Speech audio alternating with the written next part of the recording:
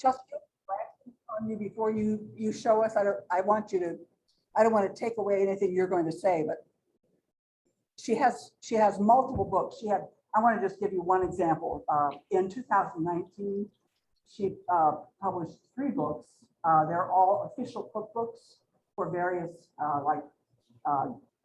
World of Warcraft. She did the Game of Thrones back in the early in 2012, I think it was. Her reviews are stellar. She has all 86 to 91% 5-star reviews on her books. She has a huge audience. She has a following. One of the books I looked at had almost 8,000 people who had purchased and rated her books. So what she's done is she's been able to meld her delight with the magical and with games, with video games, and that type of work. She's been able to meld that with a new love of photography and of being able to stage things. So you will see as you hear from her and look at her work that she does an amazing job of staging things. Chelsea, are you going to say anything about your own eating patterns when you were a child? Just a bit. What? Just a bit. Okay, I won't say anything more. Here we are, Chelsea Monroe Castle. Hey, everybody. Thanks for having me today. Excited to be here and tell you a little bit about what I do. So I'm going to see if I can manage screen sharing from my end. And we will go with this guy. Yep. Cool. And I'm going to go with play. But from the beginning. So there we go.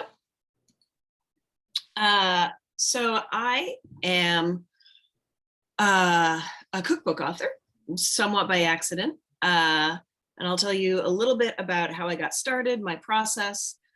And after that, if you've got any questions, I'd be happy to answer them if I can. I think we need to change the view so that Chelsea's on the side so we can see your screen. I can't do that. Yeah, I think you can drag it and pull it over or Where do you want me to minimize, try drag? minimizing. Where See, is minimize at? Minimizes the line, the one line. The one line? Yeah. Okay, Ah, There that we worked. are. Okay, perfect. okay, Chelsea, we're seeing Cooking the Books. Okay, great. So as Gretchen alluded, I was a picky eater as a child, so I don't think anyone ever expected I would go down this route for a job, least of all me. And it's been sort of a very happy accident. And I'll tell you a little bit about how I got started, and then I'll go into what goes into making my various cookbooks. So around 2010, 2011, I was living in Boston, a recent graduate, and a friend and I couldn't decide what to make for dinner. So we had both been reading this great book series called A Game of Thrones. And we decided to make something from the books because the food descriptions were very vivid and mouthwatering. And I don't remember what we made for dinner, but we made lemon cakes for dessert. And at that time, this was before the HBO show started, and there were no recipes for these things online. You know, there were copycat recipes for Starbucks lemon pound cake, things like that, but nothing that seemed sort of to have a medieval flair or to be explicitly connected with this book series. So we were both creative overachievers. We decided to start a blog about the recipes we were working on. So we did that, and we expected only our families would really look at it, maybe some friends, and we were shocked when a huge number of people started following the blog and were really excited about it. And it quickly snowballed into a phone conversation with the author, George R.R. Martin. And we sort of cheekily told him that if he ever wanted to write a cookbook, we'd be happy to help. And to our surprise, not only did he agree, but he put us in touch with his publishers. And it turns out that George Martin is one of these few authors for whom the publishers will do anything. I think they would probably sacrifice a lesser intern if he asked them to. So it was a done deal pretty much as soon as he expressed interest in that, on his end at least. For us, it was a whirlwind year of trying to figure out all the parts of both running a blog and writing a cookbook, which neither of us had ever done before. And it involved a lot of food photography, prop sourcing, and recipe testing. We did at that point a lot of historical recipes. And if you've never tried parsing a historical recipe before, it is a doozy. It is often just guidelines rather than what we would consider a recipe with temperatures and quantities and things like that. Sort of the bullet points, if you were. And so it involved a lot of testing of these recipes until we got something that both looked great and tasted great. So that was a whirlwind couple of years there, and then followed a lot of publicity, going to big conventions out in San Diego and New York, back in the days when that was a thing, which I miss very much this year. But it also helped me develop a process out of necessity that I've used for all of my cookbooks subsequently. And I will tell you a bit about that. So I start with full immersion. So my cookbooks are based on historical or fictional worlds, fictional mostly, with historical leanings in the case of Game of Thrones. And so the first thing that I always have to do is fully immerse myself in the world of whatever this intellectual property is, the IP. And that's reading the books, playing the games, watching the movies, whatever the primary sources are. I just sort of throw myself at it to try to become as much of an expert as quickly as possible. And that gives me a really good base for building out a list of recipes. And it's a lot harder with a toddler in the house. I can tell you that much, which is a new development this year in terms of writing cookbooks. But in the end, that full immersion is what really gives me an appreciation for what people love about this world, right? And so that's my second step, is figuring out not only what makes the IP so popular, but why. And why have fans connected with this world on such a deep level? And I think it's very important. It's essential for me to figure that out, because the fans know the difference between something that is just sort of a money grab, easy sell, slap some names on some ordinary recipes kind of a recipe collection, versus something that's had a lot of heart and soul go into it. And I think that fans are always looking for a new way to connect with the IP that they love, whether it's through cosplay or creating their own art. And food is arguably one of the most tactile, approachable ways that they can do that. So my next practical step is I create a lot of lists. So depending on whether it's a video game or a book series or what have you, the lists are often very different.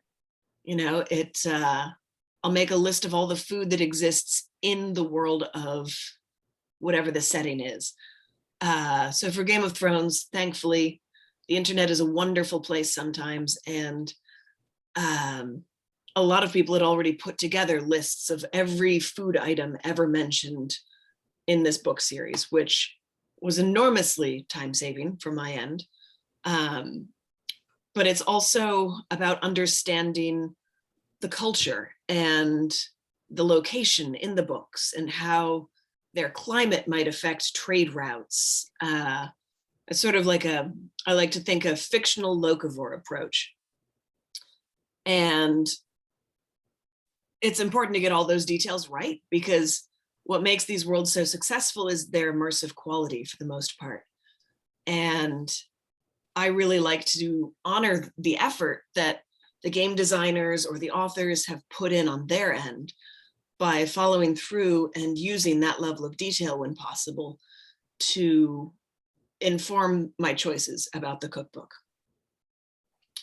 So for something like the Firefly cookbook, for example, there was one season of the show, a film, some comics, and novels that didn't really provide enough detail for an entire cookbook. But they did have a show that was very much rooted in real world inspiration. There was a lot of westward expansion, wagon train to the stars kind of feel to it, along with a lot of Asian influences. And so I was able to extrapolate from that things that might be plausible. So that went on another list. So you have the canon foods and you have what might be eaten based on culture, climate, influences, that sort of thing.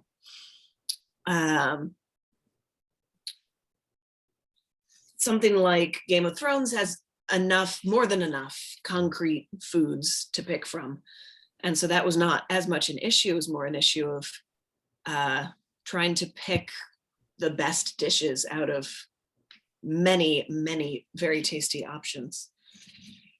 Something like the Overwatch cookbook, on the other hand, if you're familiar with that, it's a video game, has no food in it. So it's based on the characters. That's the image on the left, is a couple of the characters from that game. And the recipes I subsequently came up with.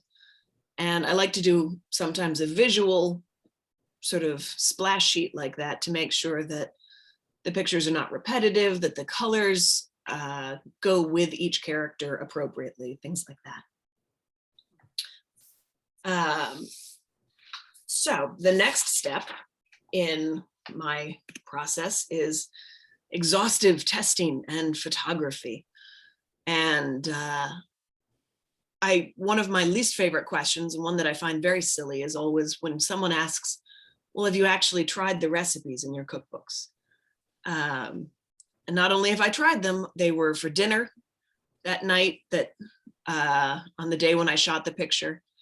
I've tried them many, many times. I've tasted them many, many times, and I have tested them until I got them right. And the question always drives me a little bit crazy, because it seems like such a disconnect between what I do and how people perceive it, I suppose. I couldn't imagine putting together a recipe collection that was not thoroughly tested. It boggles the mind. But sometimes a recipe works out pretty well the first time and needs a couple tweaks. And sometimes it just does not work. And in those cases, sometimes it needs, a really thorough rethink, or sometimes it needs to be scrapped altogether. It's just not achievable. And I think that the best kind of recipe is one that really evokes the world of this cookbook.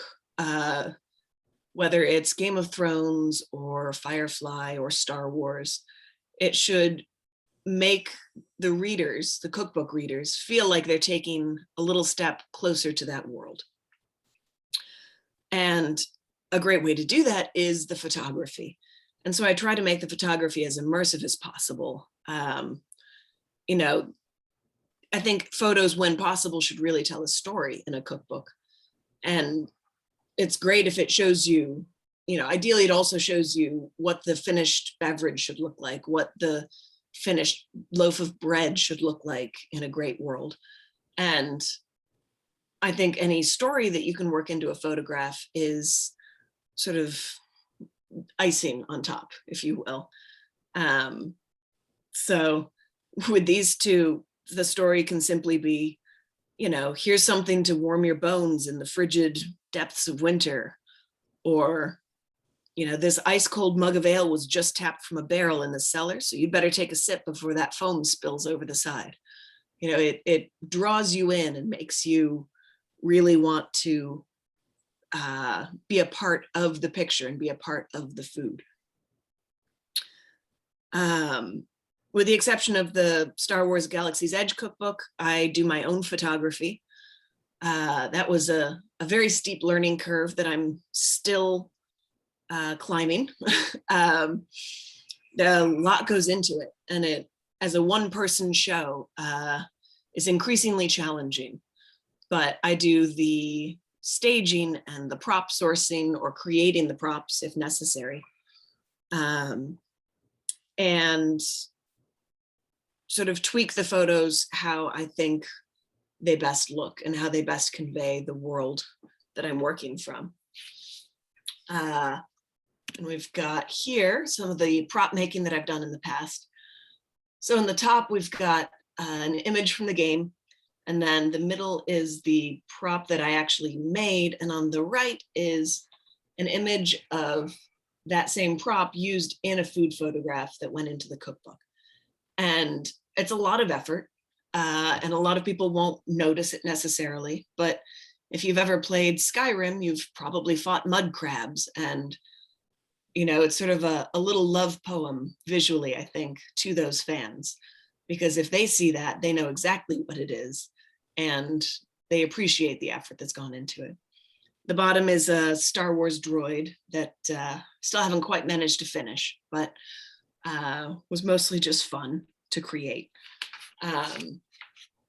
But I also create backdrops whenever I can't find something that really suits my needs.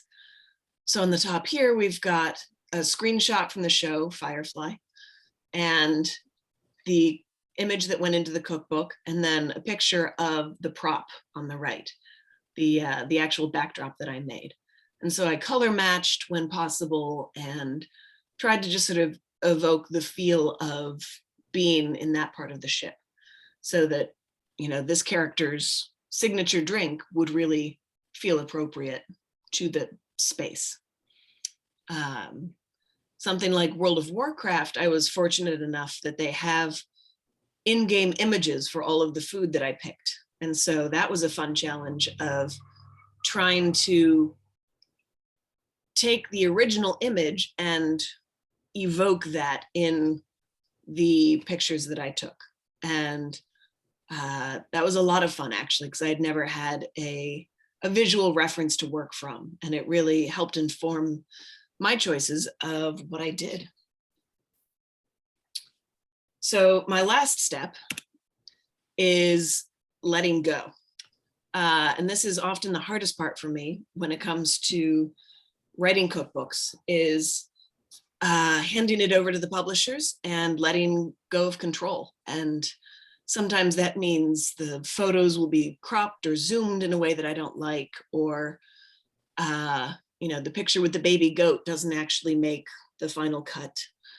And it's a group effort once it goes to the publishers, and you can have preferences generally, but not necessarily control. And I try to exert as much control as possible when it matters. And but there are always sort of a few that got away. The baby goat was one for me.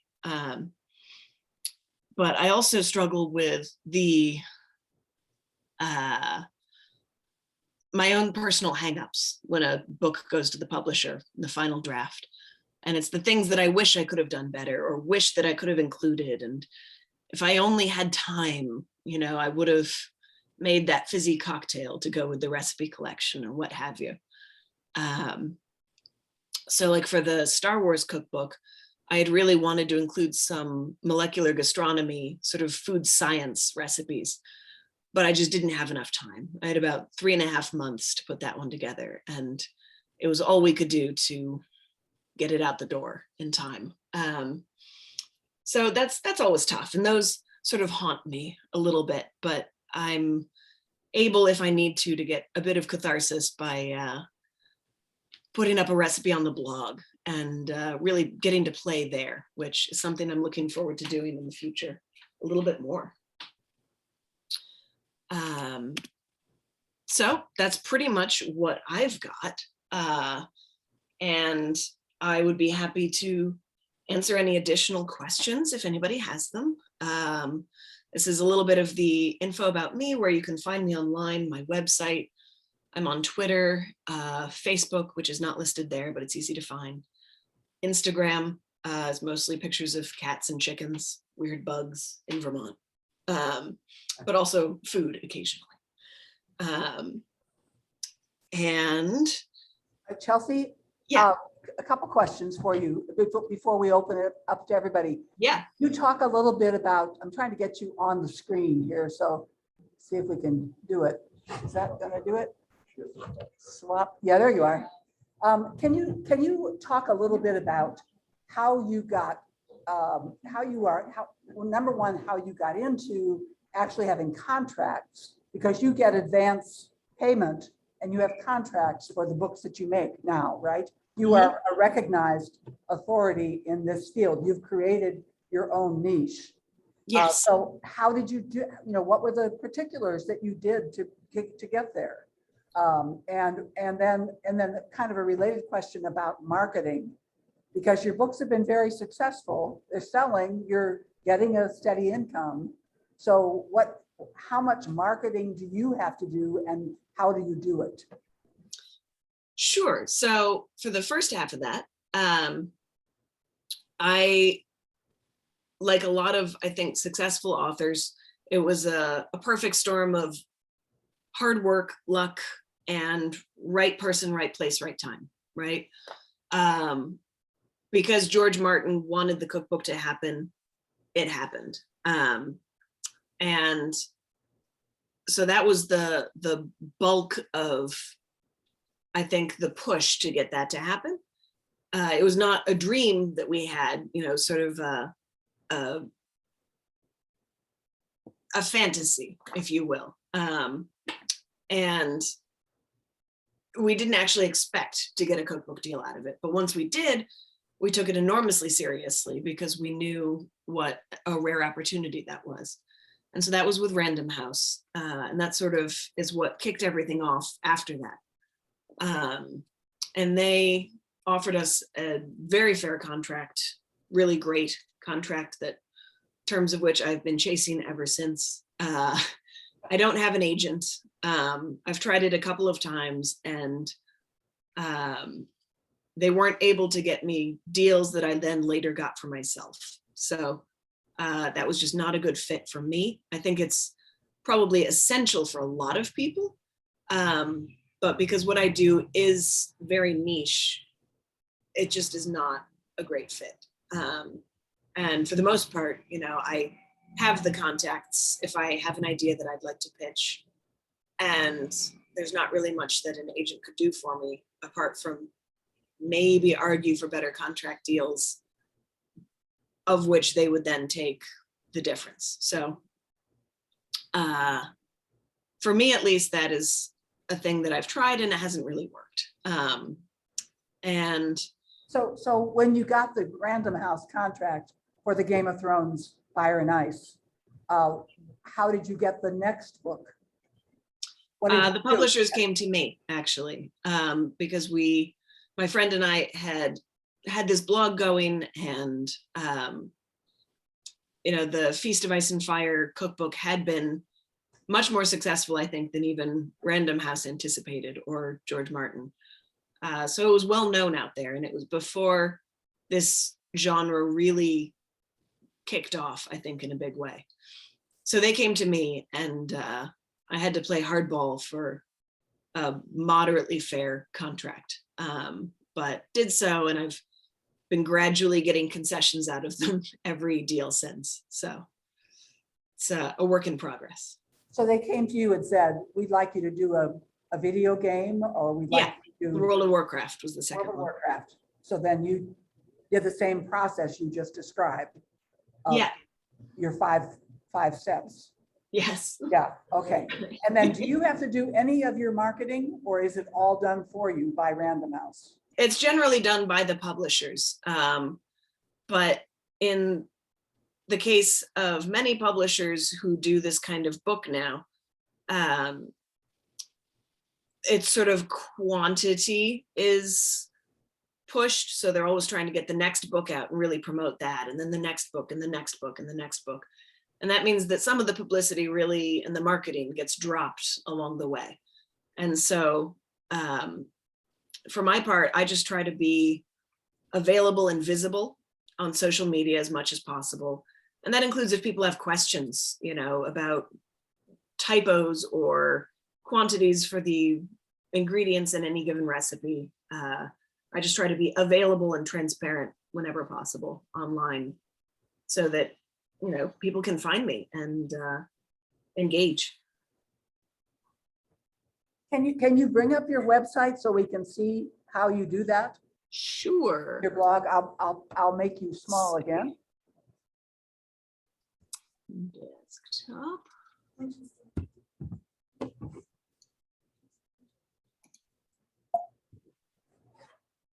I thought that was gonna work, maybe not.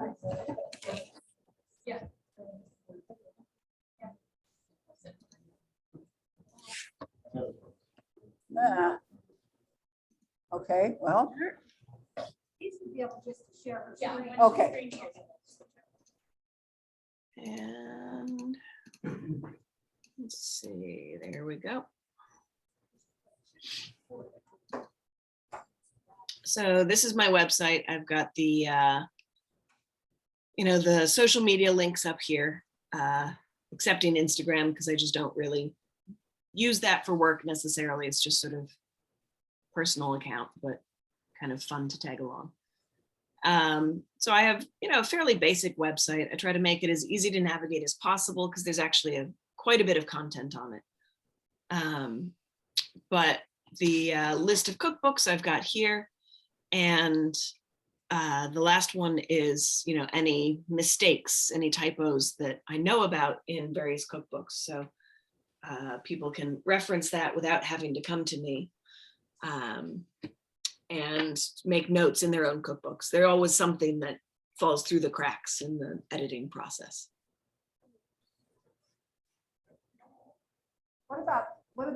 What questions do you all have? She's Is talking. she still working with this friend? I mean, Oh. how involved was the friend in the book? I mean, is it a dual authorship? Or? Okay, Chelsea, the question is about the book that you and your friend, the Game of Thrones official cookbook, which you did with your friend. You stopped working with her right after Yes. that, correctly? Yeah, she's since opened a restaurant with her husband in Virginia. They make delicious food, but she's taken it that route, and I've stuck with the book route. So it's just that one cookbook that we collaborated on. And in the blogs now. And the blog, the importance of the blog in terms of marketing and in terms of making a presence for yourself. I think a lot of the writers in this room or watching you online would be people who maybe don't, I know Amy has a blog, some people have a blog, but others don't have a blog. They write, they write books, but they don't necessarily blog. And I hear you saying that the blog has been very important in building a following. Very much, yeah. So can you talk a little bit about how you conceive of your blog? Is it, what do you do with your blog? Maybe show us an example. Sure. So I can take you to a recent post. So what I like for the blog is it keeps me current, it keeps me relevant. I can get to play around, but I can also really stay sort of on the up and up with popular culture and sort of follow my whims. So if I see something in the TV show, for example, The Mandalorian, that really strikes my fancy, I can then go home and make it. And so this was a recipe for blue macaroons as seen by in The Mandalorian, Baby Yoda eating them. And I think it's neat to have a blog for this kind of thing because well, for all those reasons. And it's fun for me. So it keeps me excited about what I do. I know a lot of other authors, mostly fiction writers, also have, a good social media presence, which I think is important because it keeps you foremost in people's minds. The publishing world seems to be very much a 15-minute town, if you will. I've had meetings with various companies that control big IP that I left the meeting thinking, this is it, we're going to do an amazing cookbook. And I never hear anything since because out of sight, out of mind. But having something like the blog puts me back in sight, back in mind. A lot of other authors have success with Patreon, I know. And I haven't gone that route myself. What was the word you used? Patreon. What is that? It's sort of a quasi-blogging platform, I think, where people can send you an amount of money per month to get special access to your content, your short stories, your quips about raising chickens, what have you, right? Whatever you decide to post. And they can choose the amount. It can be $1 a month or $10 a month or more. And they get various perks based on that. It's sort of like an ongoing Kickstarter, if people are familiar with that. And it's a really neat way for a lot of authors, I think, to have a somewhat steadier stream of income than they might otherwise. Like I get paid twice a year for the books that I've written. And so that can be tricky sometimes to try to allocate funds based on that. And you never really know what that check is going to look like. So it's nice to have just sort of a more predictable stream of income, I guess. But I haven't been able, because I've been writing cookbooks, to keep up with the blog enough to feel like it would be fair for me to jump on Patreon and not be able to guarantee people steady content. But going forward, I think it might be a pretty good option to check out. I have two questions. Does she put the recipes on there? I mean, are the recipes on there and in the book, or? Could you hear the question? Probably I not. can't, no. You can't? No. Oh, okay. Sandy's asking, do you have recipes on your website as well as in the book? Oh, absolutely. Yeah, this is a recipe on this shared screen. So it's how to make these macaroons. And I've got other fictional foods from a variety of worlds, books that I've read through, shows that I've seen, that kind of thing, other video games. I also have other historical foods just categorized based on year, because I really like doing a lot of historical cookery. I think it's a neat challenge, and usually you come up with something that is pretty unlike what we would eat today. And that's kind of a fun adventure.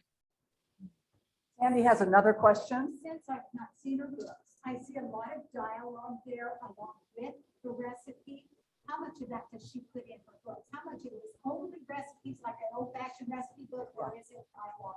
She's asking how you meld dialogue or narrative with the recipes. How much of your books are the narrative, and you're telling the story of the food, or you're telling the story of the event in the game that precipitated your idea for this dish? Sure.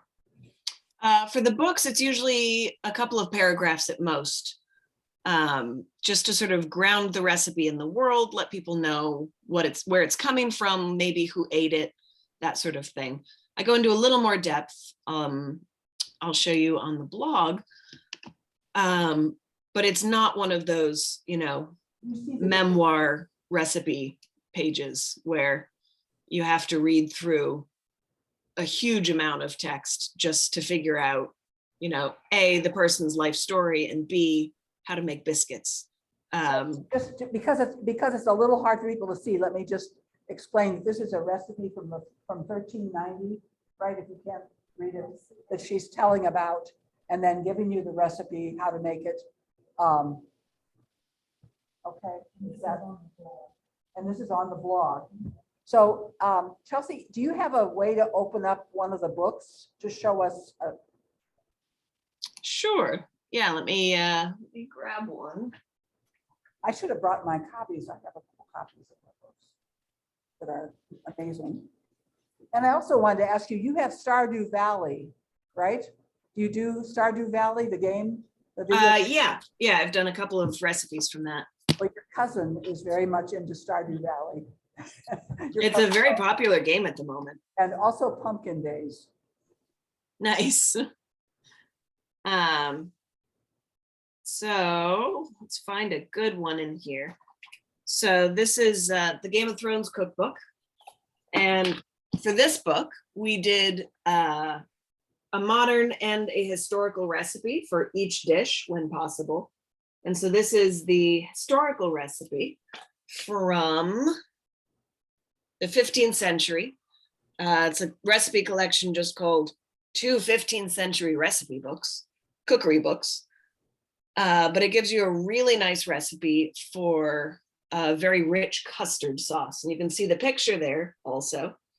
But there's not a lot of preamble, you know, there's the excerpt from the novels up here.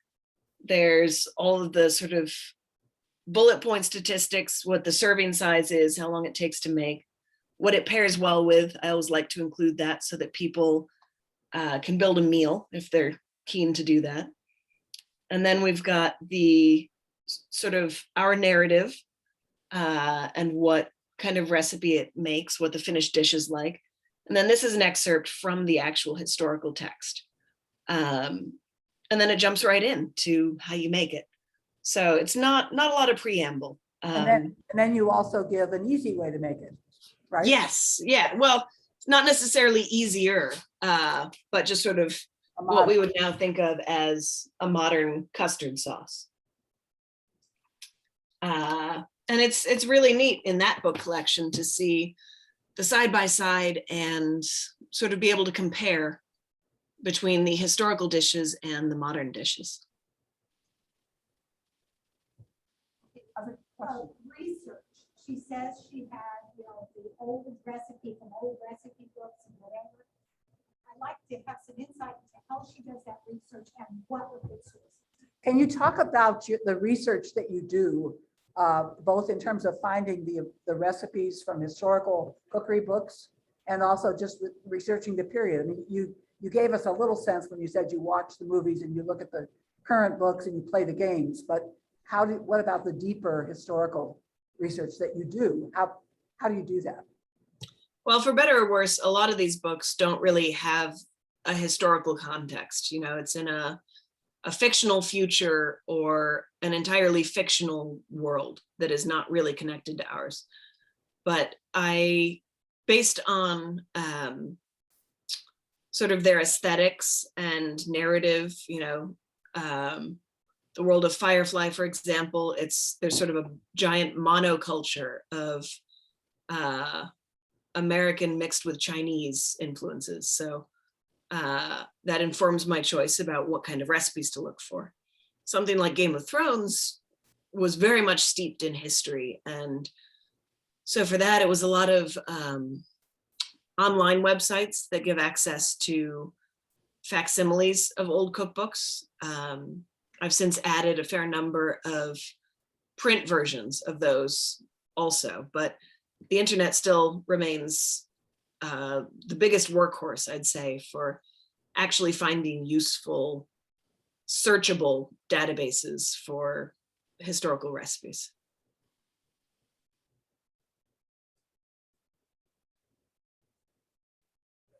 Chelsea, can you hear me? Yep. Yeah, this is my uncle, Mike. Hey. I was just wondering if, since I'm family, you home deliver to Kansas? If I send you what I want, could you cook it and send it? I mean, we could see it. The USPS is a little dodgy these days, so I don't know. Can't guarantee it'd be that fresh when it got there, but we'll talk. You know, He's, he's, whatever they want to say, I'm really, really proud of him. I'm, Thanks. you know, from eating peanut butter all your life to doing these great books, and being, you know, knowing who you are a little bit and knowing the publishing world a little bit, and you and the publishing world kind of colliding, and what you've been able to do with that is wonderful. And so I just wanted to tell you, I'm proud of you. Thanks. I still eat peanut butter most days, for the record. yeah, she grew up only eating peanut butter. That was all she would eat. I eat a lot of peanut butter too. But we, I mean, it's a perfect food. Why wouldn't you? Good food, exactly. Yes. but we can testify from having been served a whole meal that she was experimenting with, that it was to die for. It was like, oh my gosh, the best meal we've ever had. It was incredible. And she kept bringing out these different, what am I trying to say? Well, for different Entrees. entree and then a different, you know, various courses. Especially the And every dessert. course, I mean, was probably to have served 8, and the 4 of us, her father and mother and the 2 of us devoured it, and then we went on to the next. It was incredible. I have a question, actually. Okay. Another question. What is the next project? I'm currently finishing up a Star Trek cookbook. Sci-fi is not my strong suit in terms of photography, so that's always a challenge. I much prefer the sort of dirty medieval tavern and everything's made out of wood aesthetic, but we're slugging through. By the end of the month, that should be wrapped up. Wow. We heard through the grapevine that you've had about many people at your home, your farmhouse in Vermont, watching you work and taking pictures. And can you talk about that? I don't know the details. I just heard that you've had this very interesting experience. Sure, I actually signed an NDA, so I can't tell you a lot of the details, but Okay. we had a film crew up recently to sort of film me in my natural habitat and see a little bit about what I do and how I've contributed to various fandoms. So that was really cool. Great. So they were there for like a day or so, and Yeah, yep, pictures of you in every very long day. a very long day. Okay, so when you decide that you're going to do something like you were going to do, let's see, The Hobbit, right? You did a cookbook on The Hobbit, and then you got nervous about whether that would be a problem in terms of copyright. Sure. Right? Can you talk? Yeah, about well, I self-published that that. that also affects people in this group who may be thinking they're going to take a book and work from something that's existing, that is, the author's been dead for decades and decades. You know, why can't we do this? Can you talk a little bit about that? You start with that book, why you pulled it off, pulled it back from publication. I thought it was a wonderful book, but I know you were worried. Maybe it's Well, not. I pulled it because I'm still hoping to get an official deal. I actually sold that one to a German publisher who any day now should be wrapping that up. So if you're a fluent German reader, you're in luck. But no, I'm still, because the Tolkien estate has undergone a couple of big shifts in recent years. So I'm hoping that maybe there's still room for Lord of the Rings cookbook officially. But as for liability and everything else, I'm not an expert. I can't really advise anybody one way or the other. I know you've got something like 70 years or something before things are in the public domain. So Without an agent, the publisher handles that for you? yeah, the publisher would. Uh-huh. Okay. And then you have, your cookbooks are the official cookbook for this TV series or this video game or this book, or Mhm. series of books like the Game of Thrones. How do you make the approach to say, I want to do the official cookbook. I have this track record. I have all these other books I've published. I would like you to grant me that exclusive right. Do you do that, or you don't have to do that? They just come to you? Usually it's just the publishers go to the other companies, the other license holders, and they make the deal and then they come to me. I have thrown my hat in various rings just in case they ever do XYZ cookbook. You know, I've called dibs on those, but we'll see. You know, there are only so many I can write a year too, so got to sort of pick and choose a bit. You are also a person with multiple talents, and I'm wondering, are you getting restless to do some other kind of writing at this point? Are you happy in your niche, or are you feeling like you want to push out the boundaries a little bit? I don't know. I wonder sometimes what else I could do, because each of these cookbooks is such a combination of skills that any one thing I think I'm probably not good at. I'm not better than, you know, a professional food photographer. I'm not better than a professional author of fiction. So I think it would be sort of tricky to find something that combined as many different facets as this does. I didn't know that Imagineers were a thing when I was a kid. It's the only sort of dream job I can imagine is working for Disney, but also not going to leave Vermont. So that would be tricky. Some of your books have been translated into multiple languages, like the Game of Thrones, right? Mhm. Again, is that was handled by the publisher? You did? Yes. Yep. Okay. Yes. Did she copyright the recipes then when she? Did you hear that? Do you copyright your recipes? To my knowledge, a recipe itself cannot actually be copyrighted. There's some weird gray area with that. And I'm never quite clear where that is. I think, you know, the text that surrounds it probably can be, but I'm not sure that, say, a list of ingredients necessarily can. I assume that's why, you know, all these food companies still have their secret recipes for Coca-Cola or seasoning or what have you. I was asking, because in one of my books, I talked about a certain food, and I wondered if I could put a recipe for it in my book. Gloria Zacco is a writer of multiple books, novels, and in one of her books, she talks about a particular food, and is the recipe in the book? No, the recipe's not. She just talks about the food, and she's wondering if she could put the recipe on her blog. Sure. Yeah.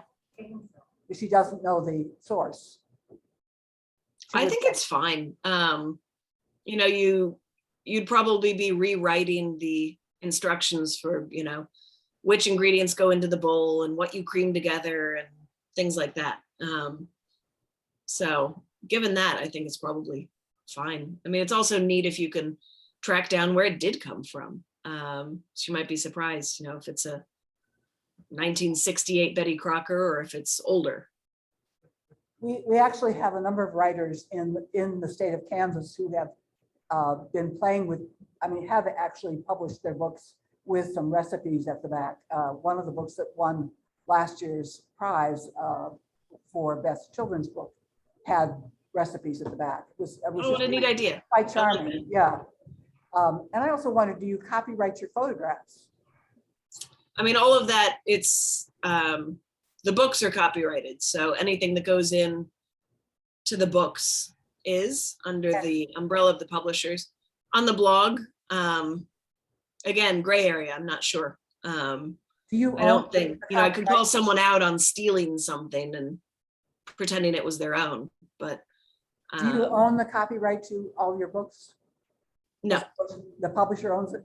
the publisher owns it. Oh, okay, okay. So you couldn't, for example, develop a sideline, which would be maybe note cards or Right. you couldn't do that with those images? No. Oh, okay, because that could be another direction you'd go. in your Sure. Well, I fertile couldn't do it mind. with the IP either because I wouldn't have a license. Okay. Okay. So what else? It's a favorite. Chelsea, what's your favorite recipe? Oh, I can't possibly pick just one. I've got a section on the blog where I list my favorite out of each cookbook. And it's usually about 5 of them that we come back to periodically. It's What I usually would- desserts and drinks. What I remember and still make is you used crescent rolls, rolled the dough out and put a chunk of, was it brie? I think it was brie. Mm, Molded the bread around the brie, made a little design of swans or birds on the top of the bread of the dough. Baked it, you served it with raspberry jam or another kind of Mm. jam before, on top of the brie, before you bring it together. Oh my goodness. Oh my goodness. I fought hard to your, go wrong with cheese. I fought your father over those.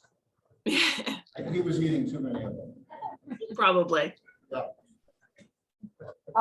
Any other advice you might give to people who are writing out here, 1,500 miles away from you, in terms of finding other kinds of niches? I mean, I think our press just published an Anne of Green Gables book, which is kind of another niche, but because there's a worldwide following Mhm. of Anne of Green Gables, and we had a young woman speak to our club last month, who I think it was last month, who is the writer of a bunch of poetry, beautiful poems that are all about how Anne of Green Gables nourished her soul.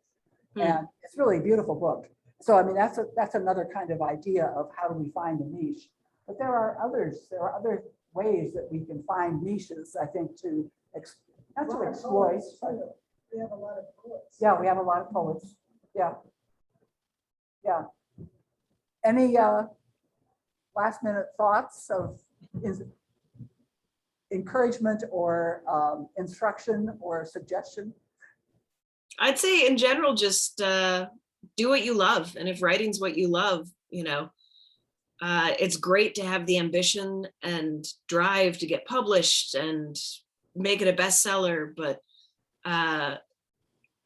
if the writing part is also just what you love, that's okay too. And finding the audience that goes with what you write, I think is really important, whether that's online or in print. It's up to everybody's individual preference and material, but keep up the hard work. Are we done? Any other questions? She's been quite good. You've been really helpful and it's been lovely to hear from you, Chelsea. It's just been really great. And I'm sure Pippa's she's probably stowed away somewhere. Yeah, she's up the hill. She has an absolutely adorable daughter, Pippa, who we have yet to meet. So thank you, Chelsea. Thank you so much for doing this. And we'll be in touch. All right, sounds good. Thanks, everybody.